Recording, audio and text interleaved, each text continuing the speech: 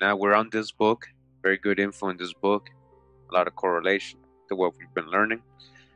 And it's called When Scotland Was Jewish. DNA evidence, archaeology, analysis of migrations, and public and family records show 12th century Semitic roots.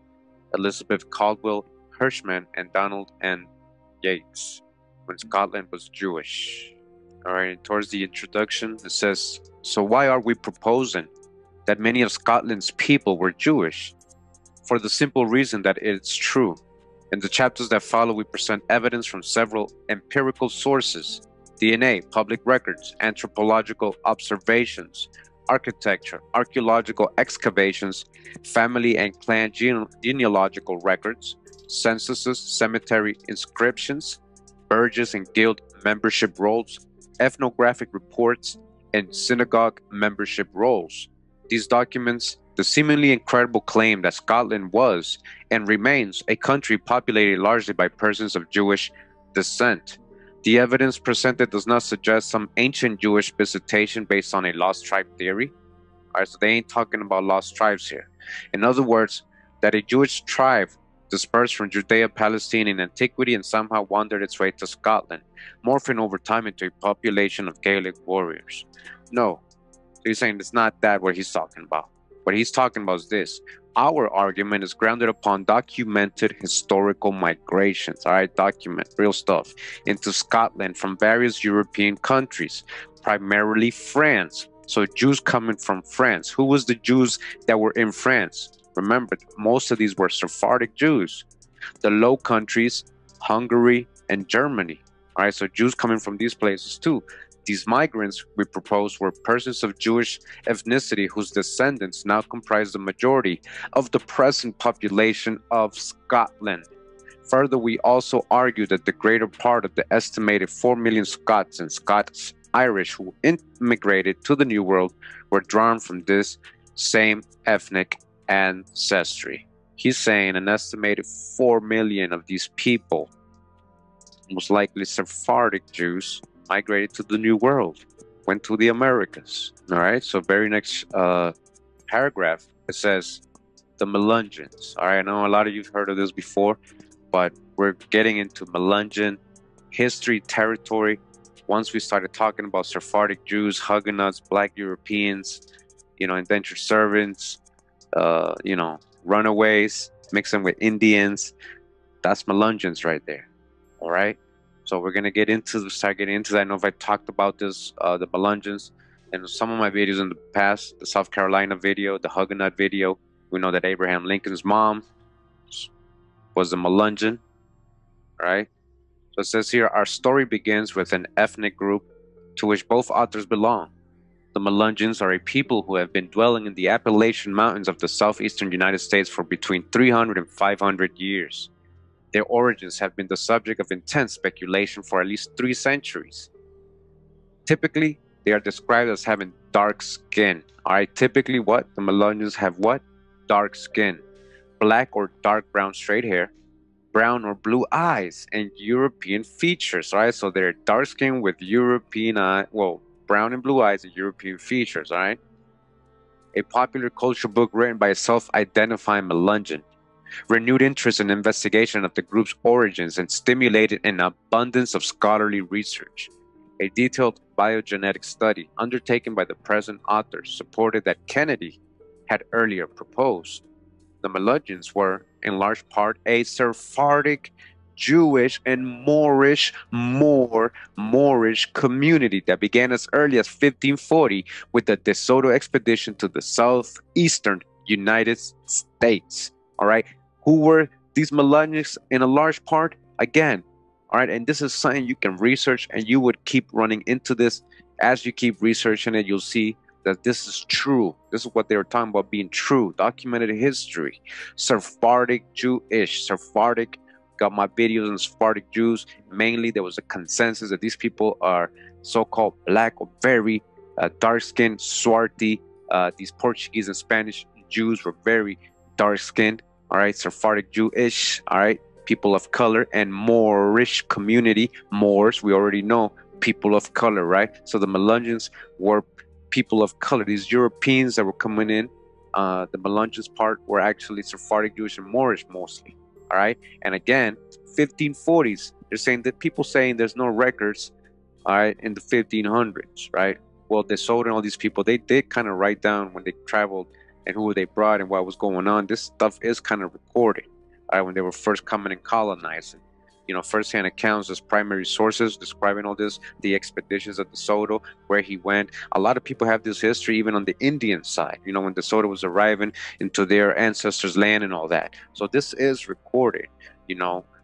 We do got to be careful with information, but again, 1500s. And so what are they saying? Like I've told people before, a lot of the people who were there were saying they were Africans that they were bringing to with these expeditions were actually Black Latinos, which was Sephardic Jewish or Moorish people.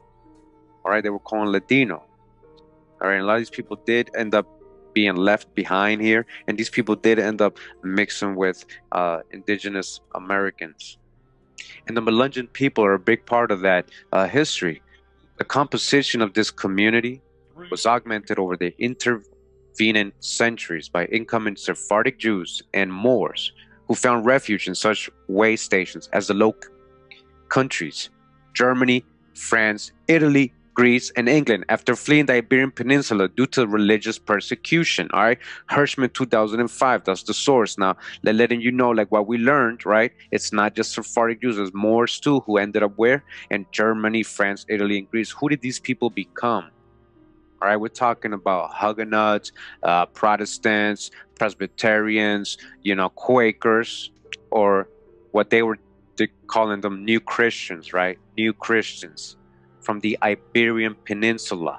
Sephardic Jews and Moors, right? You see, this is a whole nother source telling you what we already learned in other sources, other videos.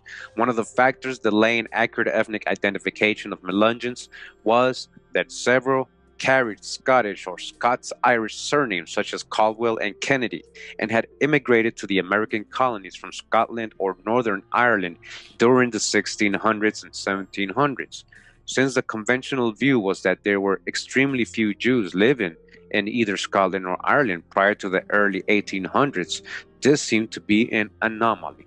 All right, so if you don't understand what he's saying, so basically what they tell us, the fake history is that no, there was no Jews there because they want us to picture like Jews like today, you know, over there in Israel, you know, or whatever. But, you know, oh yeah, there was no Jews there, but these people, of course, were crypto. Remember, these were crypto Jews. They were considered new Christians. They were in hiding. They practiced in secret because they were being persecuted by the Catholic Empire. Right? And it wasn't about complexion at this time, right? So to find that there was actually Jewish, Sephardic Jews and all these people in Scotland at this time is an anomaly, he's saying, if we go with mainstream history. Had their original surnames been altered or anglicized to help the Melungeons blend in with surrounding Scots, Irish, and English settlers? This was what many Melungeons, as well as Melungeon researchers, believed, all right? Even the Melungeon people. So they know their history, right? If they're saying, yeah, that's our ancestry, well, they must know who their ancestors are, right? We arrived at an alternative, though seemingly preposterous hypothesis. What if the Scots-Irish, Scottish and English surnames carried by Melungeons had not been altered? What if their ancestral surnames really were Caldwell and Kennedy and Fraser and Bruce and Campbell and Skene? What if these purportedly Scottish and Scots-Irish and English settlers were technically from those countries of origin, but were ethnically of Sephardic, Jewish, and Moorish ancestors? Who? Let's get this again. Big one, man. All right? All right? All these people coming from these low countries, right? Germany, Hungary, Scotland, Ireland. You know, they had these names. Supposedly that people saying, oh, they've been altered and all that, but no. These are their original names.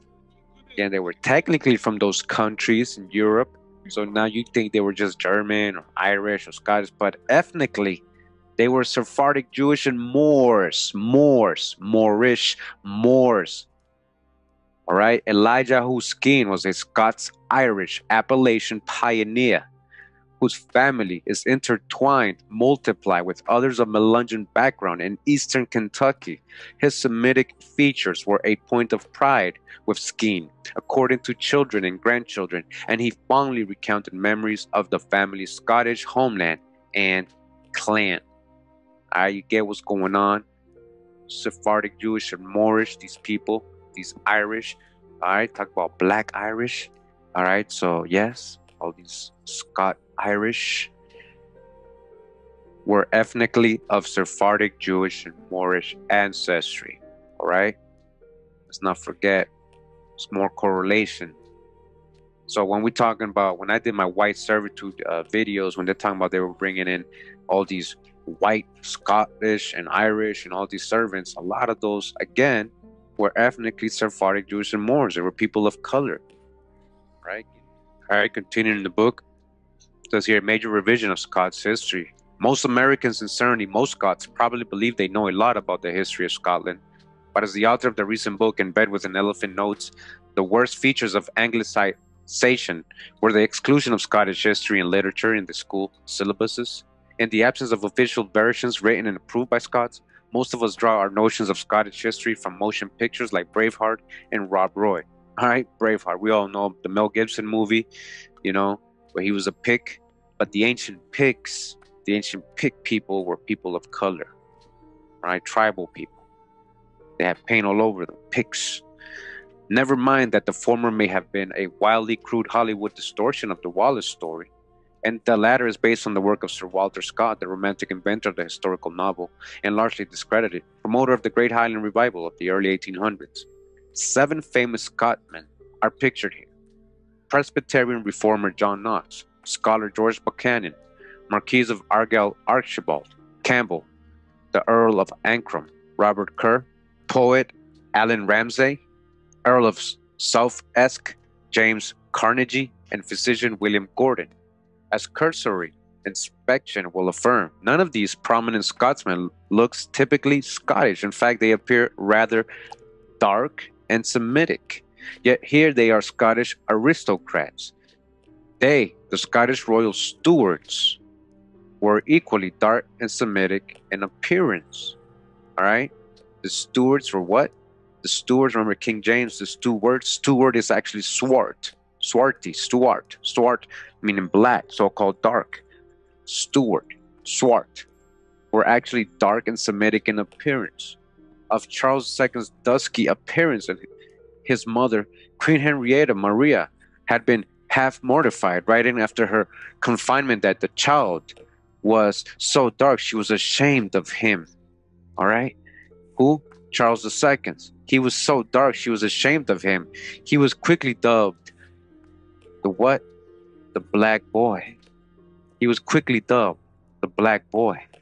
Enemies made out that he was a black bastard, begotten by a black Scotsman. All right, you hear what's going on? We propose that many, perhaps most, present-day Scots are descended from the same types of ancestors who produced these personages. All right, so who came out of who? Right? Further, we suggest that their forebears were Mediterranean Jews from France, Spain, and Portugal. All right, Mediterranean Jews, people of color, Moors. All right, so the book actually breaks down some important famous people in Scotland's history and proves how they were, you know, Sephardic, Moorish ancestry. All right, we're not going to get all this, but like I said, this was an age when Celtic culture was an eclipse, but it was a time that saw the mass expulsion of Jews and Moors from Spain due to the Spanish Inquisition. All right, so it's breaking down how they arrived there, these people's ancestors into Scotland. The Commodus Richard Oran, for example. All right, so let's talk about him and how he was saying that he was a descendant of King David. But actually, but it says here, says, as we shall argue, this did not come about randomly, but resulted from Scots royal family belief that they did in fact descend from the Jewish King David. We will argue that the family was Jewish patrilineal ancestry in faith, but of Western Sephardic rather than Semitic, all right, and Middle Eastern genetic descent. They were Sephardis, all right, not from the tribe of Israel specifically, all right, not from King David himself specifically. All right, so they start breaking down. Here's a whole genealogy family tree. So right here in this part, before we continue, is talking about this person who became a very important trade and merchant, and how this town became a place of trade. It says here that in 1378, a master mason, John Lewin, was hired to refurbish the walls of Roxburgh Castle. Around 1400, a Parisian master mason, Jean Moore, was commissioned to enlarge Melrose Abbey. All right, this is in Scotland. It says these traits, patterns, capabilities, and names were most common to two ethnic groups at the time: Spanish Moors and Sephardic Jews. So all these people they were commissioning to come rebuild, refurbish, build, all these people they were calling, these were Sephardic Jews and Moors that had these traits and patterns and capabilities. Not only did Islamic mercantilism far surpass that of Western Europe and Christendom, but Jews were well represented in all branches of European business and industry, with the possible exception of agriculture and foodstuff preparation. Jews and Muslims came to dominate such fields as banking, shipping, chemicals and pharmaceuticals, glass, silk and paper manufacture, book trade, jewelry, precious stones during this time period. Who was doing that? Jews and Muslims, people of color from Iberia, Portuguese Jews, and Muslim Moors. All right, they were in banking business. Remember, they were in the trade. We just got the video. They did the sugar trade. They started doing the ships, merchants all over the place. All right. Just continue. It says here, history of the Scottish people, 1560, 1830. It says most encyclopedic account of Scotland focuses primarily on the post-Reformation period. Of interest to us, however, is his discussion of the reasons leading to the overthrow of Catholicism by Protestantism. All right, so why were there a lot of Sephardic Jews and Huguenots and all these people of color there, Moors?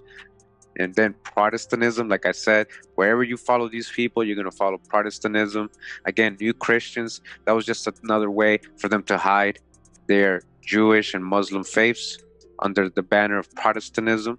Protest, look at the word right here, protest, all right? Protest, were they protesting? Protestantism, protest. Foremost among these was the remarkable corruption of the Roman Church in Scotland. All right, now down here it says, throughout the 15th century, there have been great clerics like Bishop Wardlaw, who founded Scotland's first university at St. Andrews in 1410, all right? This guy founded Scotland's first university. Bishop Turnbull, who founded Glasgow University in 1451. And Bishop Elphinstone, who founded King's College, Aberdeen in 1496, and was the first patron of printing in Scotland. Printing. I already know what they're going to say. It says, as will be described shortly, these three churchmen were likely of Jewish ancestry, all right, Sephardic Jews, and governed parishes with largely crypto-Jewish populations. Crypto-Jews, secret Jews, none of Scotland's big three universities ever required students to take a religious oath, a factor that rendered them attractive to Jews from as far away as South Carolina.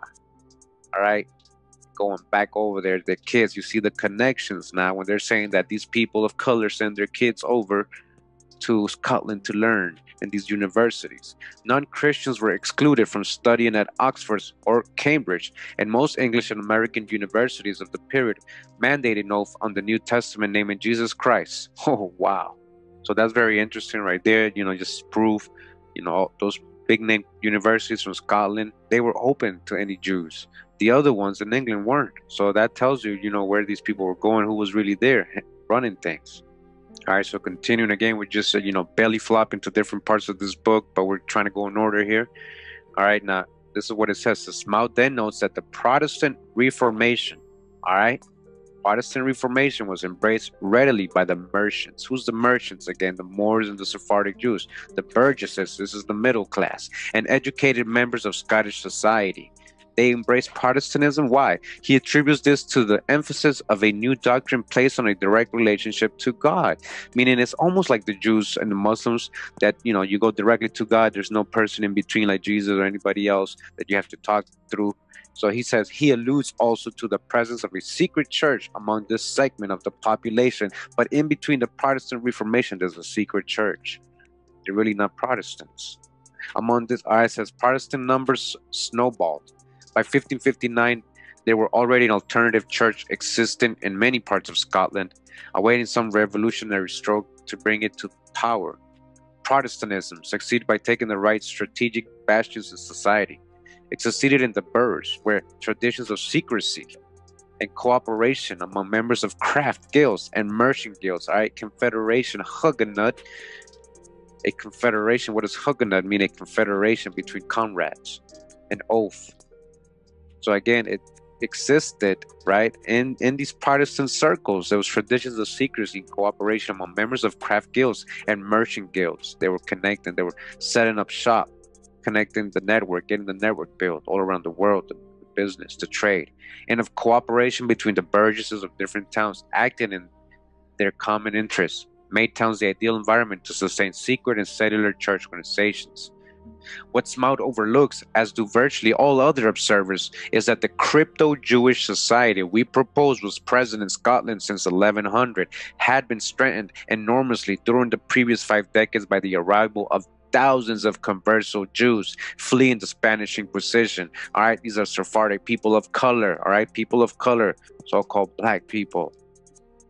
As we will argue in chapter 10, crypto-Jewish practice was now poised to transform itself into Protestantism. Again, I hadn't had a direct link to that, but I was letting you know that you got to put it all together.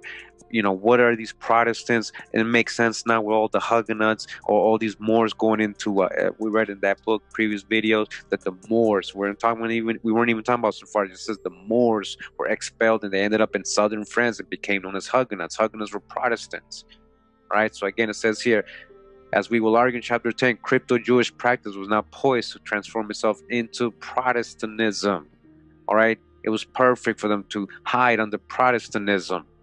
Smout describes the robustness of the burgh-based Scots economy in the post-Reformation period, with each burgh acting as a self-governing unit, electing its own burgesses and monitoring apprenticeships for both merchants and craftsmen.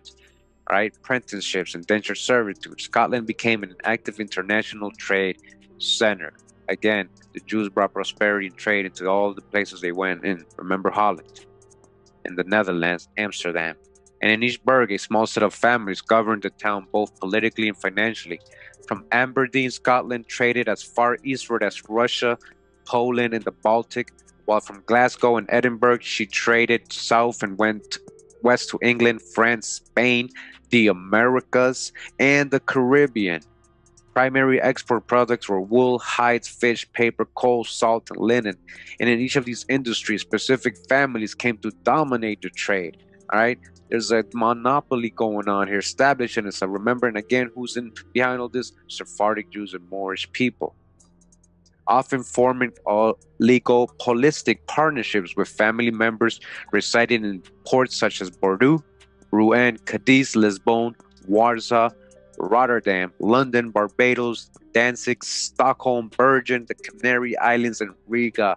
All over, right? All over the world, wherever they can go, they had a network, a trade, a port. Remember these port Jews, they were calling them port Jews in my previous video.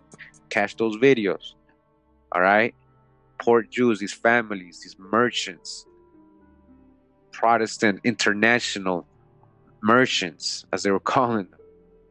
Judaic scholars have often pointed to the phenomenon of court Jews, figures primarily located in Central Europe, serving kings and princes as bankers, tax collectors, and army provisioners. But it was not until 1980s and 90s that historians began to revisit the subject and focus attention on the Jews who settled on the Atlantic seaboard. The destination of port Jews was born, as I just said, port Jews, in cities ranging from Trieste to Glasgow, from Salonika to Hamburg. The social type of the previously overlooked Sephardim, overlooked what? Sephardim of Spain and Portugal, was thrown into high relief. They were overlooked. Of them, we learned, for instance, that they used the traditional autonomous Jewish community and enjoyed improved legal status, which permitted voluntary affiliation to the Jewish collectivity. They questioned Jewish religious tradition, having been estranged from it for so long, and displayed a form of ethnic Jewish identity and the distinctive role of Sephardim as precursors of the Enlightenment, who experienced emancipation as a gradual development, has been, relatively speaking, ignored. All right, this has been what? ignored. And that's why we're learning about it now. All right, opening the seals, telling the truth, correcting history. All right, the Scottish Burgess system in many ways combined the roles of court Jews and port Jews. All right, so now we're on this part of the book. Again, we're in the book When Scotland Was Jewish. And it says here we're going to talk about the Stuarts now. All right, I know a lot of you know the Stuarts. A lot of you already know these are people of color. We know King James was a black man. King James was a Stuart. And we know a lot of the Stuarts basically came known as Jacobites, followers of James, King James, right? So Stuart family, of course, that was their family. All right, but it says here, the forgotten monarchy of Scotland, Prince Michael Stuart, 2000, it says here. It says the author of this Scottish history is HRH, Prince Michael Stuart of Albany, head of the Scottish royal house of Stuart, a descendant of the Stuart pretenders. The word pretender did not originally have a pejorative meaning. These royals are de jure legal successors of the last Stuart monarch, Queen Anne, with whose death in 1714 the throne passes to the Hanoverians.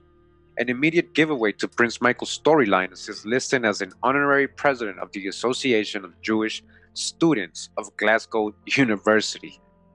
Other titles of his include, for example, Titular Prince of France and Poland, and Duke of Normandy and Aquitaine. So this person has all these titles, right? Is the Stuart.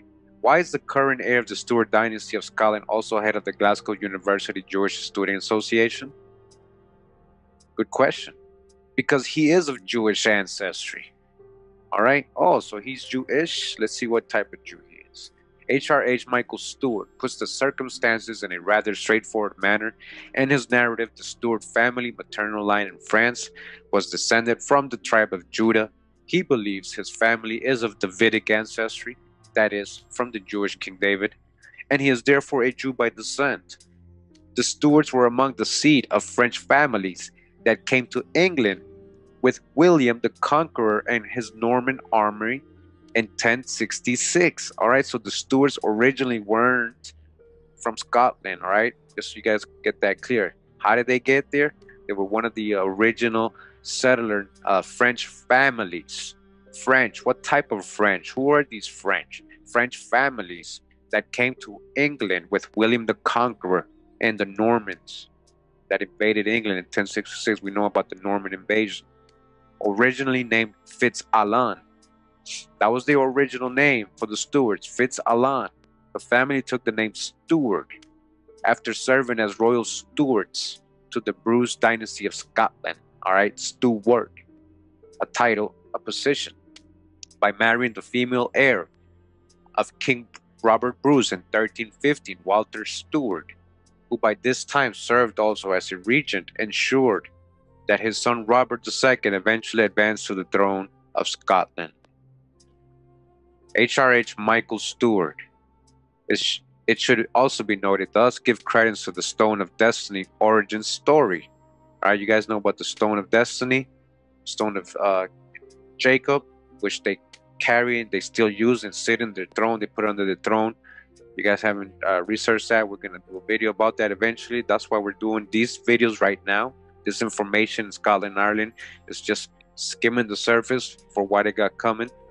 All right, who these people are, the ancestry, are truer, more historical, more factual story of the genealogy, of a lot of these nations, especially in these areas of Ireland and Scotland. I believe is a deep history, that we should know. And again, it says that the Stone of Destiny, he gives credit to Michael Stuart, believing that the Egyptian princess named Scotia did come to Ireland and that the Picts and Gaels both originated near the Black Sea, Scythia, in southern Europe. As he states, from Tamar and Akkad were descendants most of the royal lines of Ireland. All right? You guys don't know Tamar? Actually, Tamar, one of the wives of Judah. Tamar was one of the wives of Judah. They had kids. They did end up in Ireland and Scotland. That's what we're watching right now. All right? So again, this Stuart is letting you know that's what his family oral history is. All right? This is Princess Kosha, right? Because Tamar is Egyptian. Judah and Tamar had a kid, had children. All right. Remember, a lot of the times the men, the Hebrew men were killed in battle. A lot of times it was just women remaining. A lot of the Egyptian princesses, as they're saying here, yeah, so-called, a lot of these is what we're talking about. That's the matriarchal. That's where the matriarchal can be proven to exist at least at some point. At this point, yeah, there was matriarchal, and a lot of that is in the if you read the Bible, it's in there. I'll say how with Joshua, a lot of the men were killed. It was just women left behind, and Joshua did something with the women. And it seems like they ended up in Ireland and Scotland. Right, we're going off topic here, but it's in topic at the same time. Again, we're just correlating with Michael Stewart. This is his oral history, so through which all kings of Scots trace their succession from the biblical kings of Judah. All right, so this is how they trace it in that stone of destiny. They've been carrying the stone of Jacob right there. While H.R.M. Michael Stewart may believe this explanation for the ancient Jewish lineage of the Scottish kings, we do not. He could be wrong. He could be correct, but the story is too far-fetched to support serious historical argument. Further, we do not require these remote origins, for France in 1050 is a more proximate and probable source for Judaic ancestry. All right, continuing further down, he's still quoting Michael Stewart. It says, Stewart provides us with a different perspective on the arrival of the outsiders into Scotland during the 1100s, noting that many of these immigrants were Flemish. I now remember the Port Jews in the Caribbean and Brazil and Curacao, French Guiana, and South Carolina. They were doing business with their Jewish family who were Flemish-ish. Right, Flemish, right, and again here, a lot of these immigrants that came in the 1100s in Scotland were Flemish rather than French per se. Although some Normans ventured into Scotland at the time of Malcolm III, there was no effective penetration until the reign of King David I. Right, that was a real person. 1122-53. The resultant settlement was far more Flemish than Norman, even though some of the noble families of Flanders. All right, so King David I during the same time as Prester John? Really? All right. Get the Prester John drop for King Drop, Con Drop, 42 The Drop Radio. All right. Again, a lot of these were Flemish and Norman. A lot of these early Scots were Flemish, even though some of the noble families of Flanders. So Stewart argues that the Flemish newcomers were attracted to King David because of their skill in administration, right? Business, international trade and business, all right? Here goes a Sephardic and Moorish element. They were also good farmers and weavers. Once the Flemish and Normans arrived, King David established them in a series of sheriffdoms and incorporated them into the Scottish judicial system. The wife of Scottish King David was Maud de Lens of Boulogne, all right? Boulogne, Flanders, the widow of Simon de Senlis, bearing a Jewish given name, and the wealthiest woman in Britain. Stewart states Maud was not only a cousin of the Count of Flanders, she was also a cousin of Godefroy de Bouillon, guardian of the newly created kingdom of Jerusalem. That was her cousin, all right? King David's wife was cousin to the guy who was basically the guardian of the new kingdom of Jerusalem. David's policy had been to implement a mercantile strategy that will link Scotland to a trading empire centered upon Bruges and managed by Flemish families throughout the eastern and western Christendom. Accompanying Maud to Scotland was a host of Boulogne kingsmen: Walter Fleming, now Seaton; Gilbert de Ghent, now Lindsay; Robert de Comines, now Cummin; and Buchan; Arnulf de Heston, now Graham; the Advocate of Bethune, now Beaton. Stewart was also states that Flemish ancestry characterized the Scottish families of Aberdeen, Estruner, Baird, Balliol, Boswell, Brodie, Cameron, Campbell, Crawford, Douglas, Erskine, Fleming, Fraser, Hamilton, there you go, Hamilton, Haylines, Leaf, Leslie, Murray, Oliphant. All right. Thus, many of the surnames we think of as typically Scottish are in fact Flemish. All right, so we're going to dig into Flemish and French. So a lot of these are actually French. And, when I'm doing people's genealogy and we get far back, and when they want me to go further back to see, you know, who these ancestors were in Europe, knowing that these are people of color, and so we go back. Well, they'll, you know, eventually start out in Scotland or Ireland or England, and then eventually a lot of them will end up in France, just like they're saying here. And I keep going. I show them, like, look, man, you know, it came from France originally, and then it seems like the name of even can go even more further. You end up in Spain and Portugal. All right, Sephardic Jews, Iberian Moors. All right, so many of these names, again, Scottish, are actually Flemish and French. As for the people carrying them, in chapters 3 and 4, we will document the intermarriage and consanguinity among the Norman nobles, both in Scotland and families related to them in France and Flanders. The cohesiveness of these bonds of kinship provided a unified political and economic network that spanned Western Europe and the Holy Land. The royal house of Bruce came to an end in 1371 when Robert's son David, age 47, died after a sudden illness in Edinburgh Castle without a male heir. Robert the Bruce's daughter, Marjorie, however, had married Walter VI, High Steward of Scotland. She died giving birth to a son, Robert II, who served as a regent during David's frequent absences and was crowned into Scone Abbey on March 26, 1371. Initially the royal Stuart dynasty, Stuart describes his installation procedure, which was that of a priest-king, modeled after those of Israel. A priest-king, that's a Khan, K-H-A-N, Khan, like American, a priest-king, a Khan, modeled after those of Israel. Firstly, the king-to-be was passed through a ritual of purification to become an ordained people's priest. He would then appear at the church abbey of Scone, dressed in white as a symbol of integrity. With his hands upon the stone of destiny, the king would swear his oath of fealty as the people's champion. He was duly anointed and then sat upon the separate and much larger coronation stone. In the early days, the crown was no more than a circle of gold, and its symbolic concept was to catch the eye of God. At that stage would that religious ceremony begin. Led by the bishop and the 7 priests, there were readings from Old Testament scriptures along with prayers. Continuing the book, when Scotland was Jewish, chapter 2. This is DNA and population studies. But why do you think they were Jewish? All right, so I just want to go down to this part because it's very important what it says here. It says, the mitochondrial DNA sequences of Jewish females are even more diverse than Y chromosomes of males, suggesting that non-Jewish women converted or married into the faith even more often than men. Importantly for our purposes, descendants of medieval Spanish, French, and Italian Jews, all right? Spanish, French, so French, remember French were invading Scotland, French Jews, that is the Western Mediterranean Jews of Sephardic, all right, Sephardic, are not primarily Semitic ancestry, all right?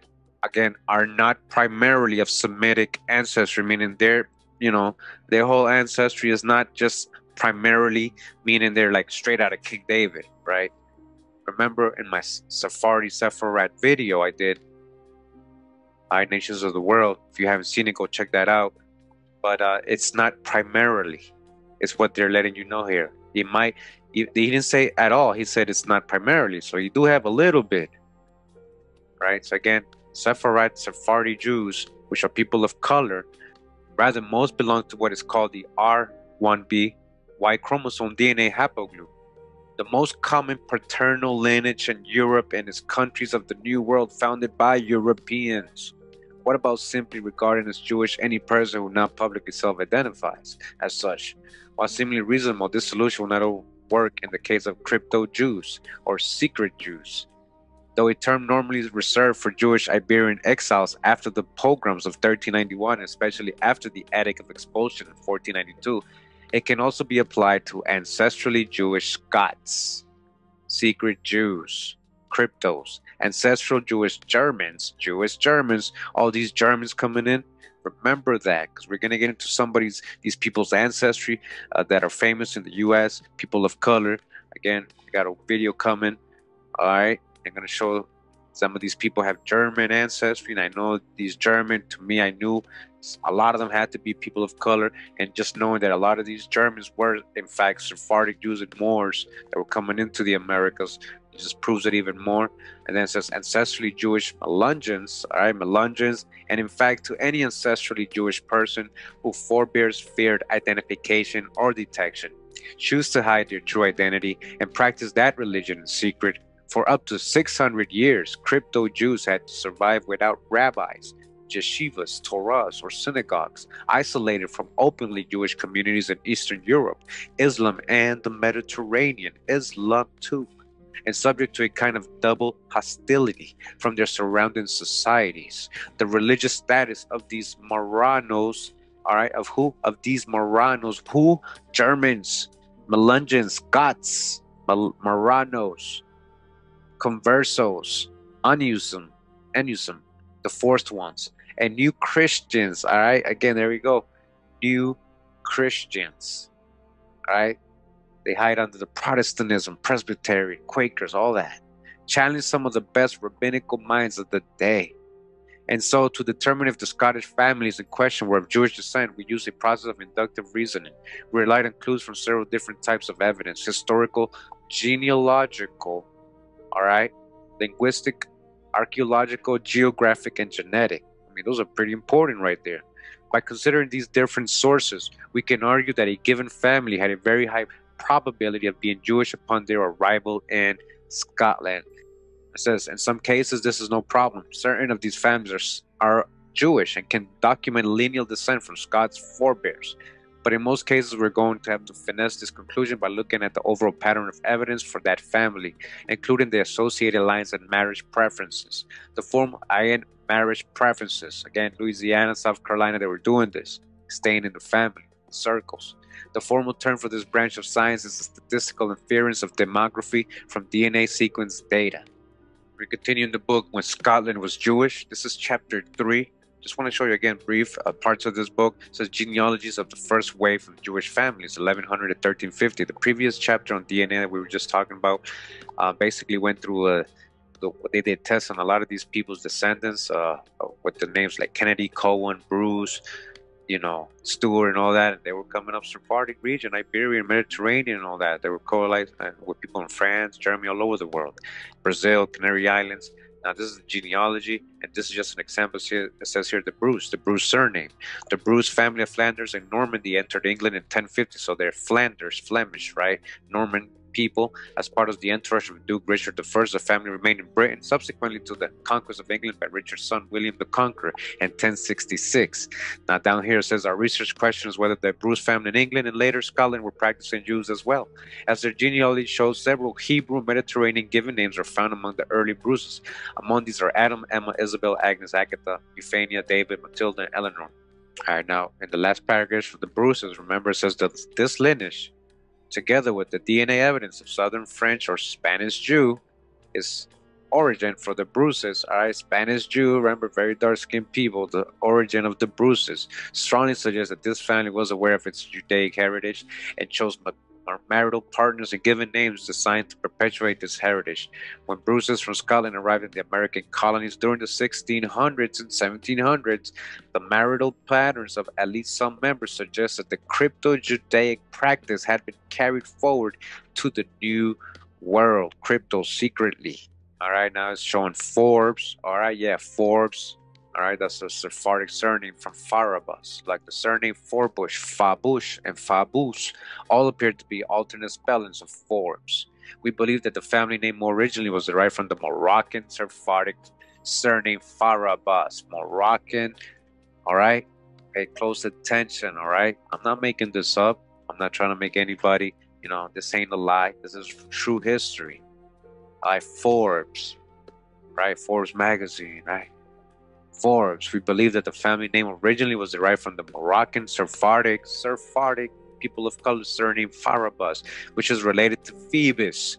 Several colonial members of the Forbes family living in Charleston, South Carolina, and Savannah, Georgia, were openly Jewish, belonging to the Spanish-Portuguese synagogues there and being buried in Sephardic cemeteries. Given below is an informative Gen Force forum posting from a Forbush Farabas descendant. All right, and it breaks it down right here again. Go ahead and get the book if you want to read the whole thing. All right, so the book gives several examples. This is Fraser. It says they include several Sephardic Jewish surnames, their families. All right, the Brit says Fritzl, Fru, Oliver, Simon, Simpson. All right, Simpson, yes. All right, and then it goes into Leslie. All right, and it breaks down the Leslie families. It says, as in the case with our other families, Scottish originating Leslie's exhibited Judaic naming practice in the American colonies, and members of the Scottish-based family group openly practiced Judaism in Charleston, South Carolina. So you see what was going in Charleston, South Carolina. If you missed my South Carolina video, people of color, you know, Charleston, South Carolina was majority people of color city, not a white city. These were rich, wealthy, free people of color. A lot of these, now we know, we're reading, we're correlating everything. Like a lot of these were Sephardic Moors, Sephardic Jews, you know, and they were able to practice finally after being persecuted a lot through Europe and having to hide, becoming crypto Jews and Protestants or new Christians. They were openly practicing Judaism when they got to Georgia and South Carolina. All right, where males were also leading figures in the Freemasons temple. A lot of the Leslies became Freemasons. Charleston was the port of entry for what was called Scottish Rite Masonry, and Savannah's chapter was established as Solomon's Lodge #1. All right, you heard what that's saying? That's where Scottish Rite Masonry entered the country, through South Carolina. Again, a city of free people of color. Then it talks about the Douglas. We know about the Douglas and the Dubs, meaning so-called dark-skinned Dak. This noble Scots family first appeared in Britain around 1300 and settled on the Scottish border. One standard reference book observes that the Douglases were once Scotland's most powerful families, and it is therefore remarkable that their origins remain obscure. We have seen in chapter 2 that the Douglases have many branches, but all seem to agree in being originally Gothic, with a majority of DNA matches turning up in the Iberian Peninsula, where the Portuguese and Spanish are. The name Douglas means dark stranger. Remember, we got this on my Swarty Europe videos. The Douglas family were basically people of color, so-called black people. Black, Douglas, dark stranger, and Gaelic.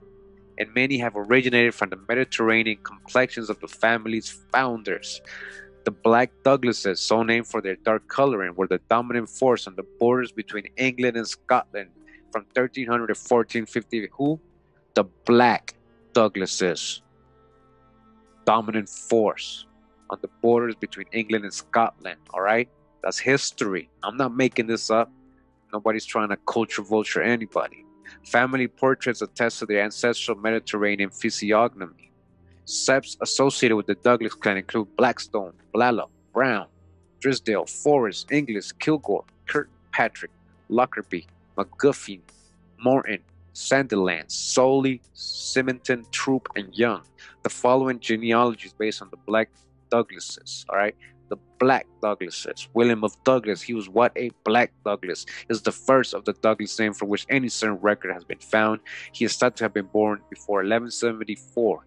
William was surely related, probably mother-in-law of Freskin the Fleming. All right, Flemish, who came to Scotland before the end of the reign of David I. It is believed that both William of Douglas and Freskin the Fleming came with their families from Flanders.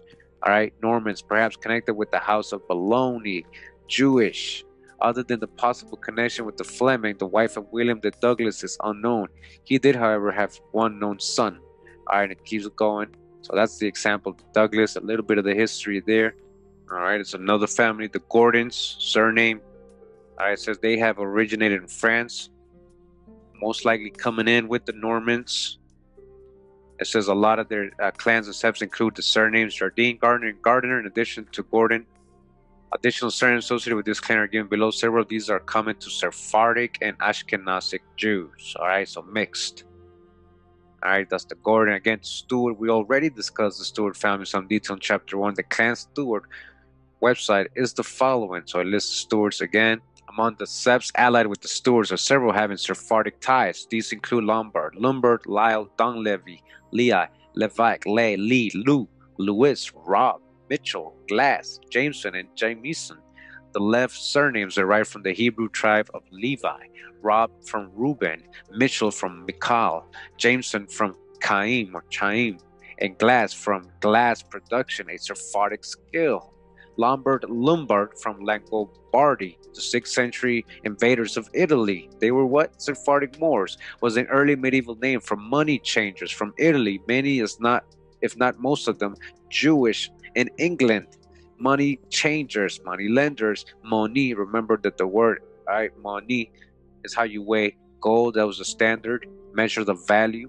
In England, it became synonymous with banker. All right, they just became basically they were the bankers, the Sephardic Jews, Moors, and left its heritage in the name of the main street in the city of London, where the stock exchange took shape. All right, city of London, that's one of the city-states in the world. We got 3 city-states: the Vatican, City of London, and Washington, D.C., where the stock exchange took shape. All right, medieval Oxford Lombard Hall was named after the Jewish proprietor. All right, you're starting to see the bigger picture here. As we explored in Chapter 1, HRH, Prince Michael Stuart claims to be of Davidic Jewish descent. In Chapter 5, we will present documentation concerning Jewish communities dwelling in France prior to the arrival of the Normans to complete the picture of Scottish Jewish families. However, it is probably most appropriate to include in this chapter several Stuart connections, genealogies, which suggest a strong Jewish ancestry feeding into those Norman, Frankish, French, Hungarian, and Flemish families that made their way to England. They already were Jews in these families: Sephardic Jews, Moorish people, crypto-Jews, and onward to Scotland during the 1050-1150 time period. All right, so it keeps going very deep on the Stuarts, and we continue in the book when Scotland was Jewish. Chapter 4, genealogies of the second wave of Jewish families, 1350 to 1700. It says here, the families discussed in this chapter are known to have arrived in Scotland after 1350. Most came from the Mediterranean and have been found to have Sephardic matching DNA, Sephardic Jews. Now, I was going to list a couple of family surnames. I was going to go in depth in them. We're going to just get a little bit of the info in all of them. It says here, it starts with the Caldwells. It says the Caldwells are believed to have arrived in southwestern Scotland from France, right? From France around 1550. Their somewhat jumbled origin story is given below. Despite some obvious inaccuracies, what is instructive about it is the report of long-term religious harassment by the Catholic Church in Spain and of the dark Mediterranean complexions of the Caldwells upon their arrival in Scotland. All right, their dark complexions. Because here, those of Protestant belief were being subjected to heavy persecution by the Roman Catholic Church. Eventually, because of these persecutions, they were forced over to the mountainous border that separates Italy from France and settled in a small village called Toulon, near the foot of Mount Aude, also called Mount Arid in some accounts. It was here that 3 brothers, John, Alexander, and Oliver, were born. Right? These 3 brothers are Caldwells. The 3 brothers were originally aligned with the Barbarossa brothers, generally considered pirates of much note at that time. The Barbarossas were of Algerian birth and became the dominant power of Algeria. All right, Algeria, right? Algeria, isn't that in North Africa? These were the pirates. The name Barbarossa is a European one meaning red beard, which the leader of these pirates, Khail ad-Din, by his Algerian name, who died in 1546, apparently had. All right, a North African Algerian with red beard. Nonetheless, these pirates were themselves defeated by the governor of Oran when he made a massive effort to end the dominance of the Barbarossas. John, Alexander, and Oliver escaped without being captured by the Iranian governor and returned to Toulon for a short time.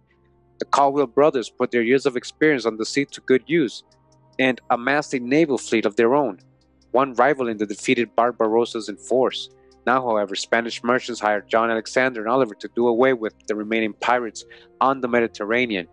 Though hired by the Spanish King Francis I of France was so pleased with their success that he rewarded the brothers as well. They decided from the time forward to abandon the high seas and return to their home in mid-Aude France. But on their return there, they found France in a state of turmoil as a result of the persecutions suffered by the Huguenots and Piedmontese, as the Protestants in France were called. The Protestants in France. They, being Protestants themselves, returned at once to Spain. So Caldwell was a Protestant too, but they were really Mediterranean Jews, right? Hiding under Protestantism, just like the people in France. So this is an account, supposedly, a primary source that's from Spain. They took a merchant ship bound for the coast of Scotland. They landed at a place called Solway Firth, and finding the country Scotland in peace under the Protestant reign of King James IV, who then became King James I, King of England. All right? They determined to settle there after finding a large landholder. He being wealthy bishop of the place, they purchased from him a large estate. They then sent back to their native land for other relatives and friends, and in a few years became numerous and prosperous. Talking about the Caldwells. But in order to acquire full title to this land, it was necessary for that they should gain the consent and signature of the king to their purchase. The king, upon signing their titles, imposed the following condition, that these three brothers should, when the king required it, each send his son with a troop of 20 men to aid the wars of the king. Our forefathers were of dark skin, all right, dark skin with deep penetrating eyes and high foreheads, although naturally of dark complexion, and mingling with the blue-eyed belles of Scotland. Though 13 generations, the younger generation have shown many instances of the fair hair and blue eyes of the mother's family. Thus, the blue eyes and the black eyes appear in almost every family. So, dark complexion people with blue eyes, all right? Dark complexion people, dark skin with blue eyes. What is evidenced by this account, despite some obvious historical inaccuracies, is a basically credible story of a French-Iberian family fleeing the Inquisition across Italy and France, becoming pirates during the mid-1500s, and then seeking safe haven with other Iberian refugees in southwest of Scotland. The story takes pains to portray the family's founders as Protestants, all right? So now they're Protestants, which is possible, yet unlikely, all right? Which is possible, but yet, you know what, unlikely, because they were actually Sephardic Jews and Moors. See what I'm saying, telling you about the Huguenots is what I've been trying to explain to you. All right, Protestantism, banner, New Christians, banner, you know, crypto Jews, crypto Muslims, Marranos and Moriscos. Few Iberian Protestants served as pirates in the Mediterranean during the 1500s, while many Sephardic Jews and Moors did. All right, Sephardic Jews and Moors did what? Pirates. It also omits mention that at least one branch of the Caldwell line settled in Philadelphia prior to American Revolution opened a goldsmith and silversmith shop. These skills were usually passed from father to son through apprenticeships, from father to son, apprenticeships, right? William Ellison, all these people, the Costas, apprenticeships, remember that. And were almost exclusively controlled by Jews and Moors. Benjamin Franklin, Abraham Lincoln, apprenticeships. Further paternal DNA tests have matched the Caldwells with known Sephardic families, such as Rodriguez and Cooper. This fact, coupled with the prevalence of Caldwells in Melungeon settlements and the Appalachians, suggests that they were most probably of French-Iberian Jewish, not French-Iberian Protestant, origin. All right?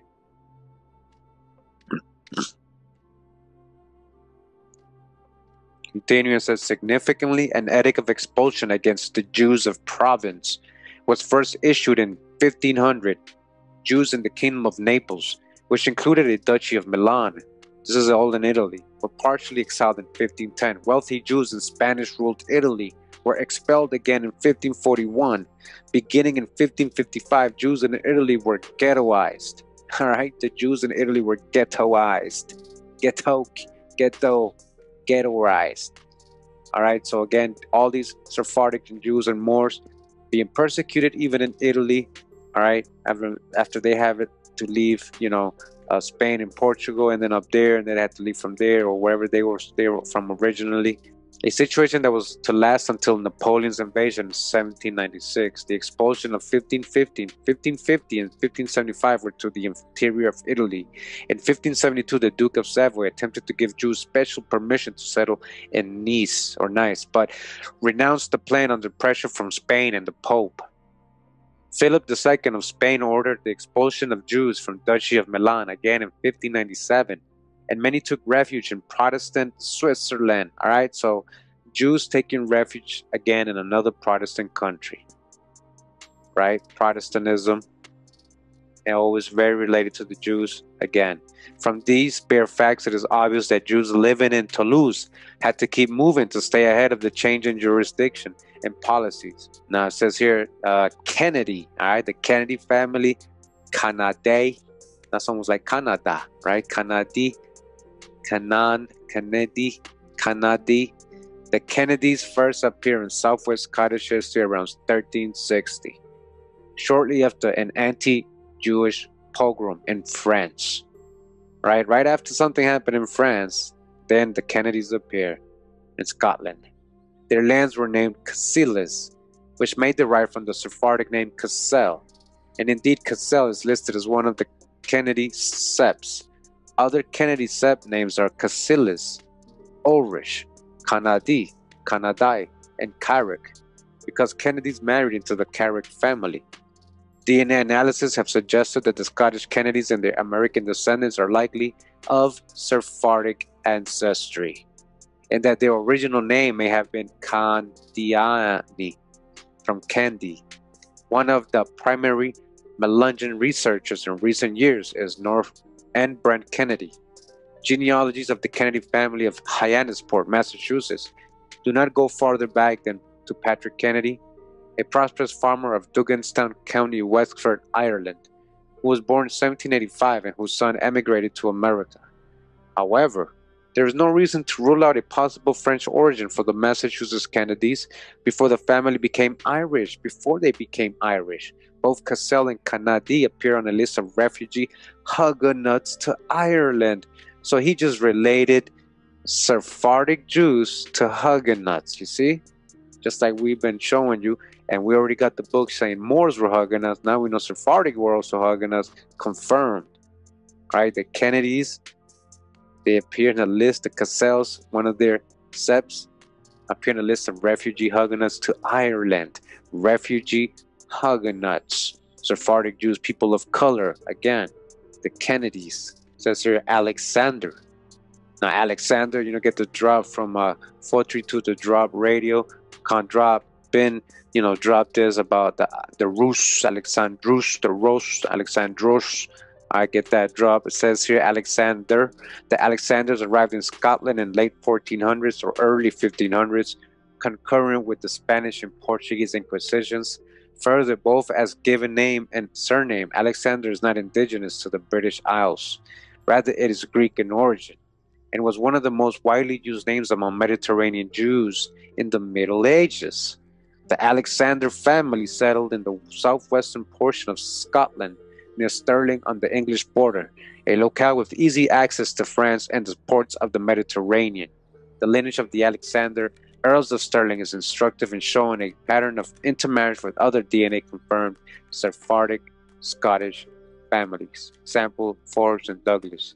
Continuing further down, says, note that the Alexander family immigrated to Baltimore, Maryland, the arrival point for many immigrants of Sephardic origin due to Maryland's relatively lax religious constraints.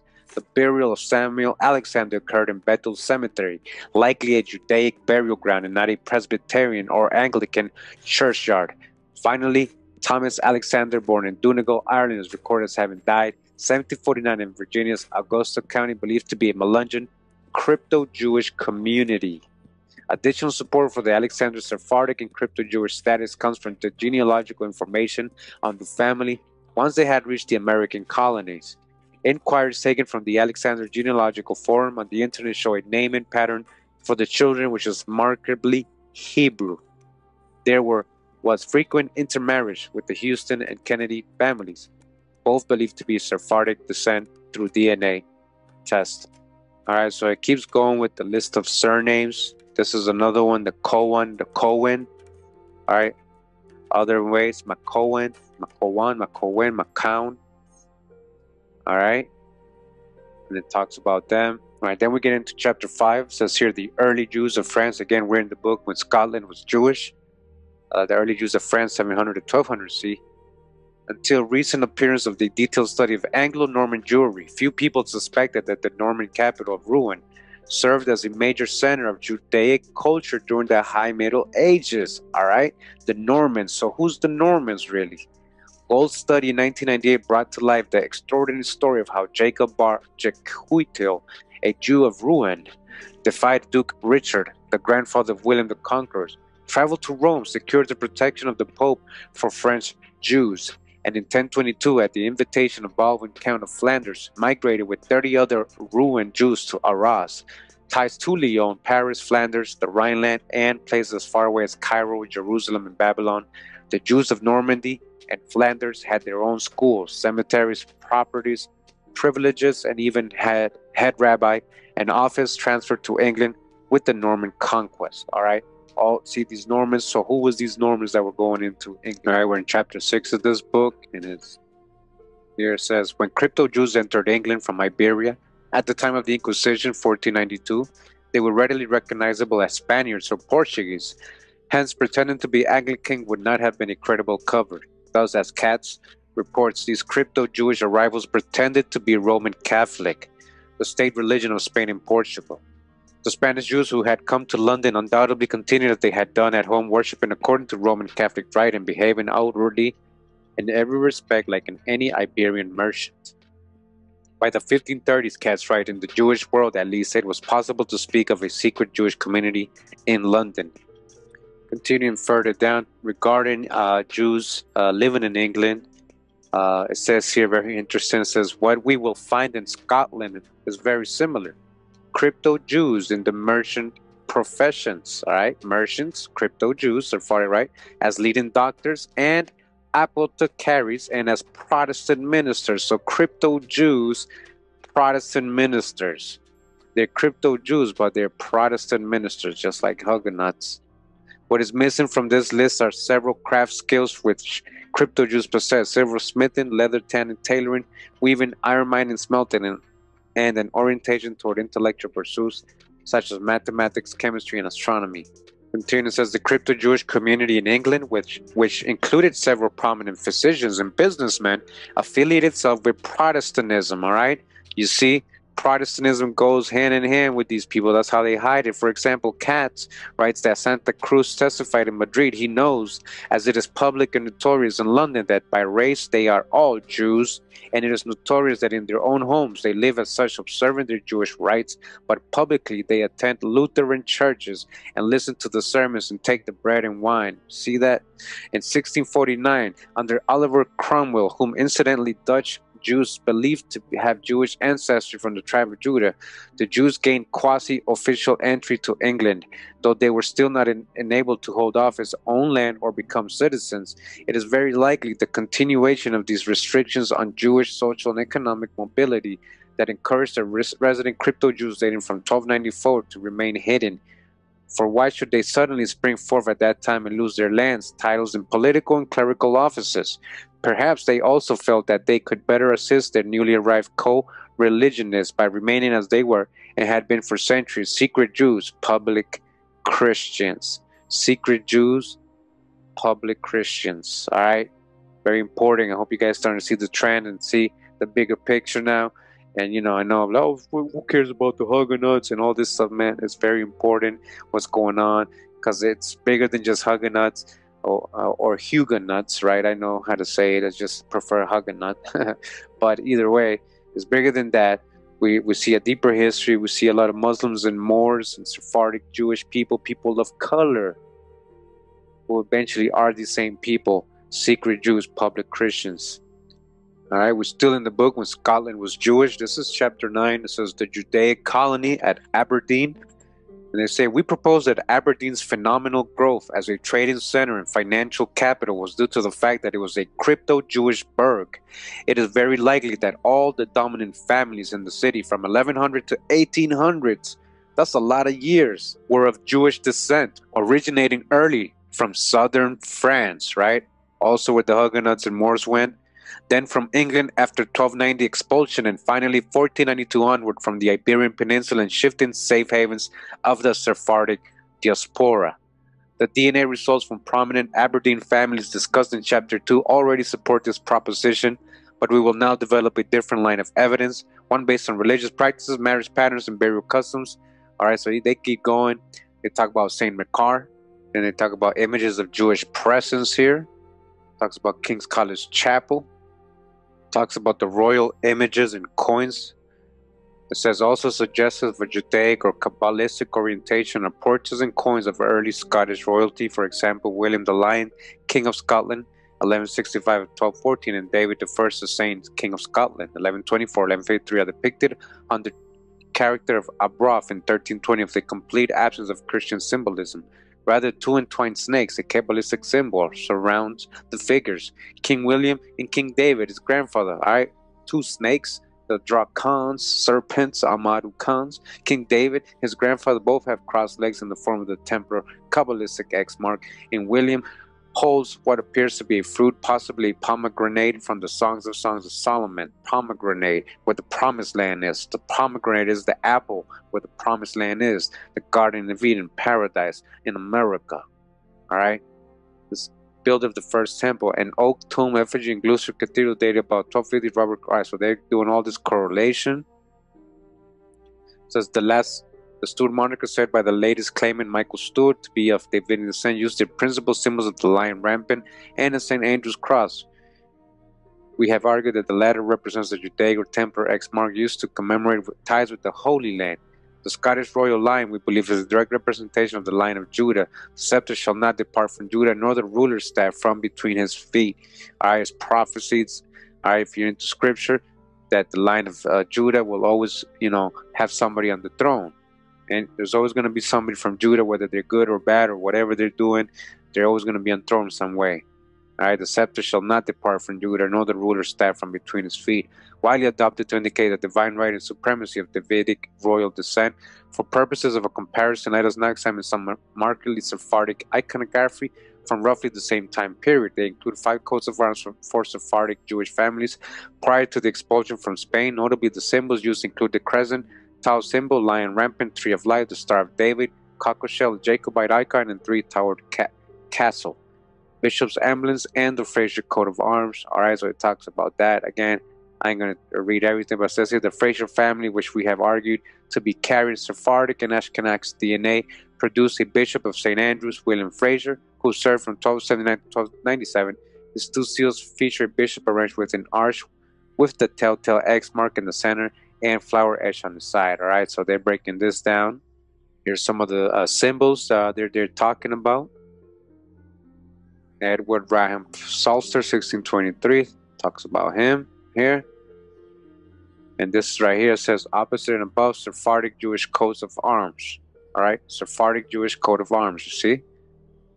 All right, continuing, says Aberdeen in the world. So they're saying we believe that it was the Judaic community that provided Aberdeen its large role as an international center of trade from the 1200s onwards. All right, so again, Jews providing prosperity when it comes to trade, merchant, business, connections, that the networks they had worldwide, even from the 1200s.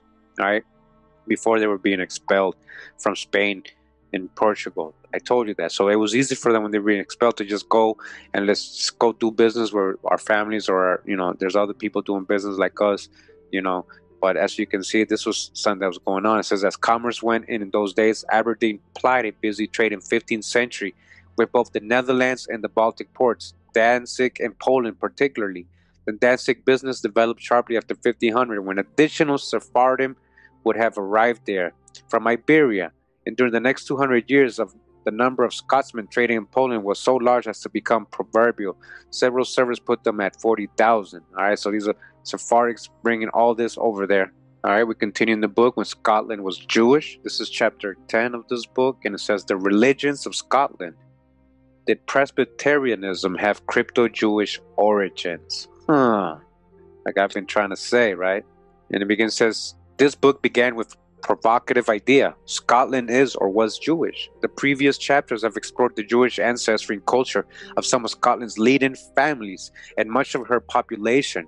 We now present an equally unlikely thesis, which we nonetheless believe is correct, that the origins of the Protestant Reformation, and especially the particular form it took in Scotland, Presbyterianism, all right, so Presbyterianism is a type of Protestantism. Same thing, all right, also lie in Judaic influences, and they're letting you know this is crypto Jews doing this. Both authors of this investigation were not only told growing up that we were of Scottish origin, but we were also raised in the Protestant faith, just as we were subsequently discovered that our Scottish roots were not Celtic, but Sephardic and French Jewish. All right, no, not Celtic. These Scotland, these are Sephardis, French Jewish, French Jews. So also we led to question the traditional origins of Scottish Protestantism. A lot further on in this chapter, I skipped a lot. I just wanted to go ahead and read this part of the book because it correlates to what I've been saying so people can understand. why I mentioned the Huguenots with the Sephardic Jews in my past video. Says all of these social roles, their private religious beliefs, must have influenced their discourse, actions, and counsel. Lavender, 2003, who recently uncovered the Sephardic ancestry behind his family's French Huguenot roots in Charleston, South Carolina.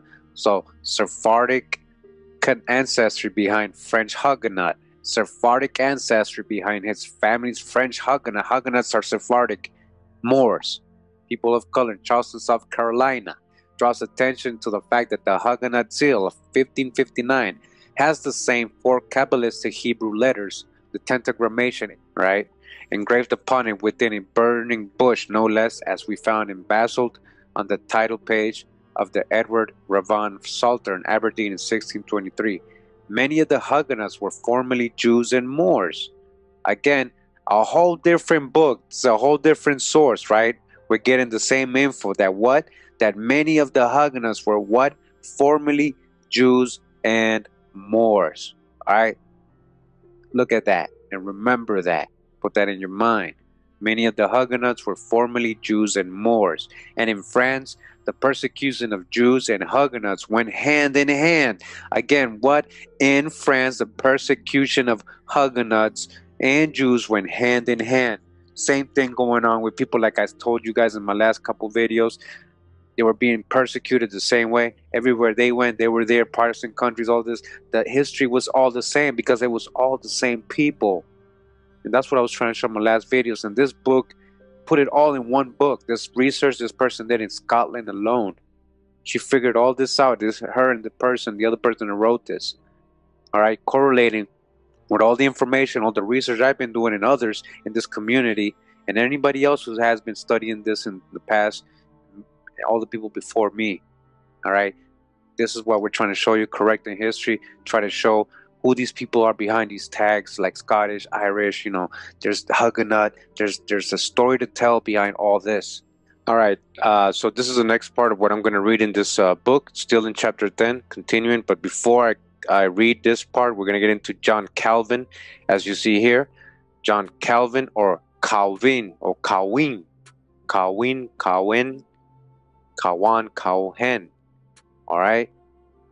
So before we get into John Calvin, just very important, in case somebody doesn't know who he is, I'm going to read about who he is real quick. All right. So we're in the Encyclopedia Britannica website. And again, John Calvin, it says here French, Jean Calvin, or Calvin, Jean Calvin. And this could be 2 U's. The V doesn't really get pronounced Calvin. Calvin, we're going to see what's the significance with that. Born July 10, 1509, Noyon, Picardy, France. Died March 27, 1564, Geneva, Switzerland. Says he was a theologian and ecclesiastical statesman. He was the leading French Protestant. The leading French Protestant reformer and the most important figure in the second generation of the Protestant Reformation. Basically the founder of Calvinism, or Calvinists, right? So the Huguenots, you know, very important, like I said, you know, crypto Jews, crypto Moors, basically Marranos and Moriscos, settled in southern France, came known as Huguenots. They were Calvinists, but even this Calvinist, we're about to see who he really was. So who really was all these Calvinist followers, these Huguenots, right? These French, so-called French Protestants, all right? This is just a banner, remember that. Now it's talking about John Calvin, or Calvin, 1509 and 1564. So who's this famous person? What's a Calvinist, right? What are the Huguenots? Calvinism, Calvinist, Protestant. Who started Protestantism? Who supposedly started the Huguenots? And what are their belief system? The Calvinism, right? Who is this John Calvin? It says here, John Jean Calvin was born in 1509 in Picardy, France. The family name was perhaps actually Calvin. John's father, Gerard, was employed as an attorney by the Lord of Nyon. Of John's youth, we know only that he served the noble family of de Montmort,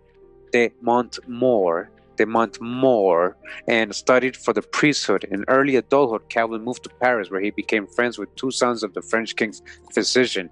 Given their surname and their father's occupation, Nicholas and Michael Cobb were likely of crypto-Jewish descent. A little further down, it says at the time a war was in progress between Francis I and Charles V, so Calvin was forced to make his own way to Switzerland through Geneva.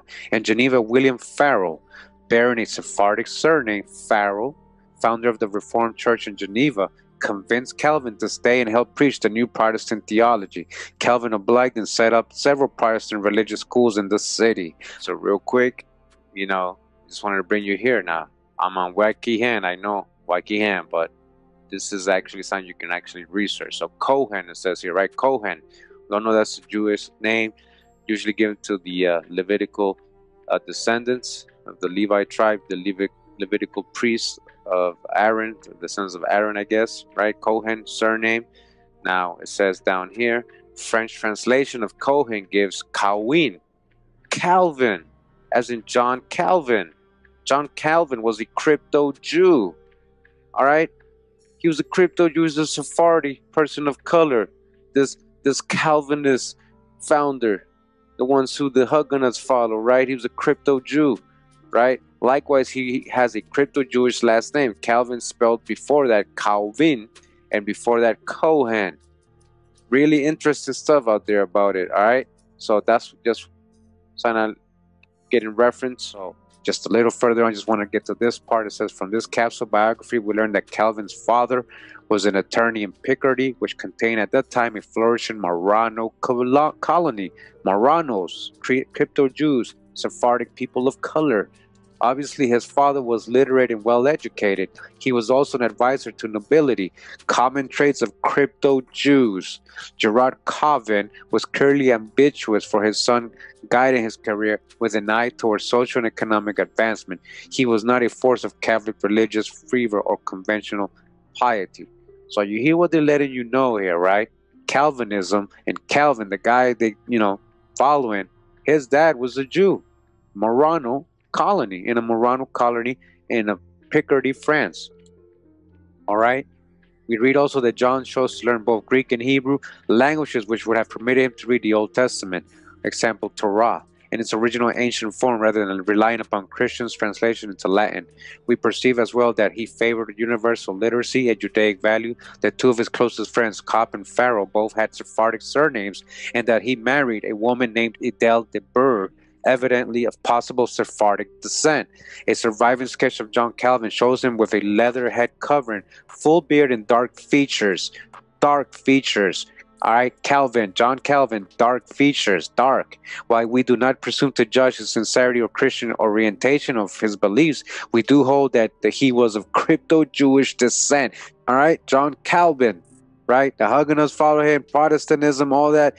He was what? A crypto-Jewish descent, that he moved in circles that included Marranos, and that his theology would naturally have been influenced by these ancestral community ties. All right, so again, John Calvin, Protestantism, Huguenots. All right, who are these Huguenots? Right, it's all coming together. I didn't think I was going to find a book that was actually going to let me know that I was right. John Calvin, all these people were Sephardic Jews, Moorish people, Marranos, Moriscos, all right, being persecuted, living under a new banner, new Christians, Protestantism, Presbyterian. We're going to see Quakers, we're going to see all this, all right? And just to correlate, again, I found another source here. It says here, The Curse of Canaan. It's the name of this book. It says A Demonology of History of by Eustace Mullins. And don't worry, I'm not going to get too deep in this book. Just for some reason, it has some info that's going to correlate with what we're learning today. And it says here, let me just zoom in. Basically on page 56, on this part of the book, it says here, Calvinism, right? John Calvin, Calvinism, right? The crypto Jew. It says here, a strong influence in England during the 16th century, capitalized on the growing power of the mercantile fleet and the black nobility. Mercantile, merchants, right? Capitalized with the Sephardic Jews, right? And the black nobility. This ain't no Illuminati conspiracy. It's just there's a real history behind all this, whose main interest was money, right? Money. Unlike previous religious institutions, which had placed great emphasis on austerity and vows of poverty, this new religious doctrine stressed the charging of interest and loans, and the amassing of wealth was the new way of doing the work of the Lord. You hear that? So see how easy it was to just make it all about business, because there was a new way of doing the work of the Lord. The religious doctrine became charging interest and loans. That was the religious doctrine. That was the way of doing the work of the Lord, making money, all business. All right. It was a welcome revelation to the growing merchants class that God really wanted us to become wealthy. And riches vos became the new battle cry which swept across Europe as the Canaanites built great commercial empires. Canaanites, hey, I'm not the one saying it. The prophet of this new divine revelation was Jean Calvin of Noyons, France. He was educated at the College du Montagu, where Loyola, founder of the Jesuit sect, had studied. Calvin later moved to Paris, where he continued his studies with the humanists from 1531 to 32. During his stay in Paris, he was known as Calvin, and he then moved to Geneva, where he formulated the philosophy now known as Calvinism. At first known in Geneva as Cohen, he was known there as Cohen, all right? He was a Cohen, all right? He was a Cohen. The usual pronunciation of Calvin. He anglicized his name to John Calvin. This religious movement was based on literal Jewish interpretation of the Ten Commandments, Old Testament, philosophy, and the prohibition of graven images. The early disciples of Calvinism were known as Christian Hebraists or Hebrews. Christian Hebraists. The advent of Calvinism made possible the great expansion of Jews into further avenues of European commerce besides money lending. You hear that? Like we've been saying and learning. All right, this title, this banner they were using as New Christians or Protestants or Calvinists. Again, the advent of Calvinism made it possible the great expansion of Jews into further avenues of European commerce beside money lending. For this achievement, the encyclopedia honors Calvin with the statement, Calvin blessed the Jews. In his other book says here, The Death and Resurrection of the West, Foretold in Prophecy, Secrets and Biblical Symbols, Book 1 by Ralph T. Kenney. And Ralph T. Kenney says, a Jew from France named Jean Calvin, Cohen, changed his name to John Calvin and became a Protestant reformer in Geneva, Switzerland. Calvin initiated what I would call a totalitarian form of Christianity, which banned dancing, smoke, and every bit of alcohol in Sunday sports for the first time. He legitimized the lending of money of interest, which has now gotten every nation into unpayable debt. All right, so a Jew from France named Jean Calvin Cohen. That's who the Huguenots were following, a crypto Jew.